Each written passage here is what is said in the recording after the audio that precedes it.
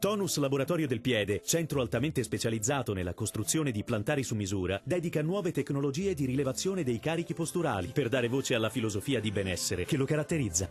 Ben ritrovati al meteo. Peggiora il tempo con qualche fenomeno sulle nostre regioni, ma vediamo il dettaglio. Sul Veneto il cielo risulterà molto nuvoloso e spesso coperto, con piogge sparse al mattino, possibili soprattutto sui settori montuosi.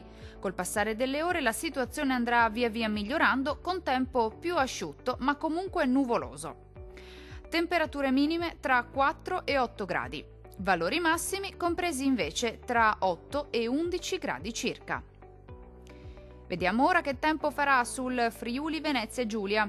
Anche in questo caso sarà una giornata all'insegna di un tempo moderatamente instabile. Sulla nostra regione infatti il cielo risulterà coperto, con precipitazioni frequenti al mattino in via di esaurimento già a partire dal pomeriggio.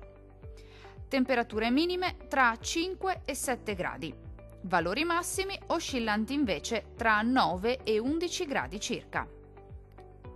Vediamo infine la situazione meteorologica del Trentino Alto Adige. Sulla nostra regione il cielo risulterà irregolarmente nuvoloso e non si esclude qualche rovescio a carattere sparso nella prima parte della giornata, ma anche in questo caso andrà via via migliorando con fenomeni in cessazione nel pomeriggio e maggiore soleggiamento.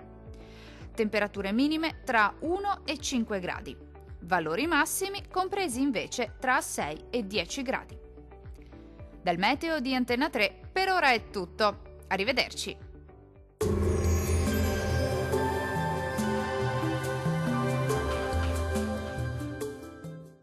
Tonus è il miglior negozio di calzature e moda comoda. Qui troverete il più vasto assortimento di calzature Fratelli Tomasi, eleganza e comodità, perché camminare è vivere.